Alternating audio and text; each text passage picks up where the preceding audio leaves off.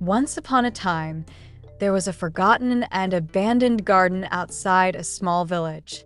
Surrounded by tall stone walls, the trees inside were dry, and the flowers had withered. No one dared to enter this mysterious garden. In fact, the children from the village were too afraid even to speak of it. But there was one child named Sophie who always gazed at the garden with great curiosity and dreamed of entering it one day. One morning, Sophie made up her mind. That day, driven by her curiosity, she managed to find the gate of the garden and enter it. As the gate creaked open, Sophie took a deep breath and stepped inside. The garden truly looked forgotten. The grass was yellowed, the trees were leafless, and cobwebs spread across every corner. However, Sophie could feel that there was something more to this place. The air was thick with silence.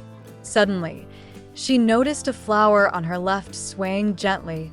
As she approached it, the flower slowly lifted its head and began to speak to her. "Welcome, Sophie," said the purple flower, its voice soft but warm in her ear. "I am the purple flower, the oldest flower in this garden. We haven't seen anyone here for years. But now that you're here, maybe things will start to change." Sophie looked around in astonishment. Which flower was speaking? She stood still for a while, trying to process what was happening. Then, one by one, the other flowers began to speak as well. "We have lived in this garden for many years," said the pink flower. "But over time, people forgot about us. Our garden has withered, its colors faded, and we started to disappear. If you help us, maybe one day it will return to its former glory." Sophie listened intently with wide eyes. "How can I help?" she asked eagerly. "You must learn the secret of this garden," said the purple flower. "This garden used to be full of life, nurtured by the love of those who came here. Every flower, every tree grew with care and supported each other. But over time, people stopped taking care of us, and we weakened and faded away." Sophie took a deep breath. "I will take care of you with love," she said determinedly. And so, the very next day, Sophie returned to the garden.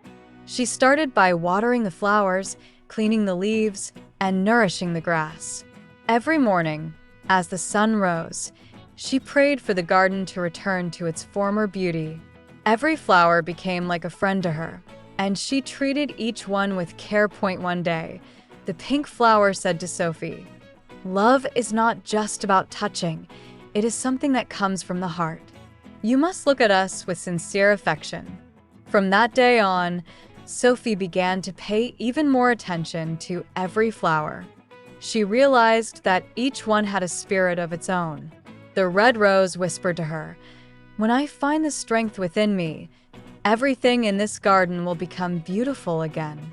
The white lily told her, "Stay true, and you will always grow."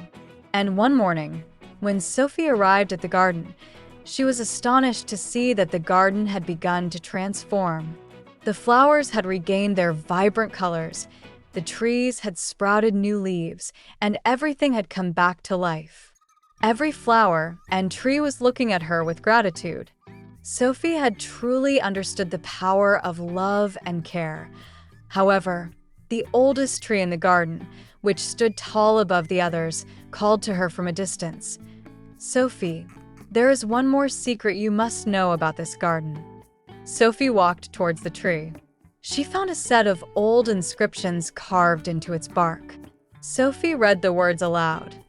"A garden can only thrive when it is nurtured with love, and that love must be shared. By sharing love, it grows stronger and more beautiful." Sophie smiled, understanding the true meaning of the garden's magic. From that moment on, she not only took care of the garden herself, but also invited others to help. Slowly, the village people began to hear about the magical garden, and they too began visiting to help. Together, they nourished the garden with love, and it became more vibrant than ever before. From that day forward, the garden was not only a place of beauty, but also a place of sharing, friendship, and the power of love.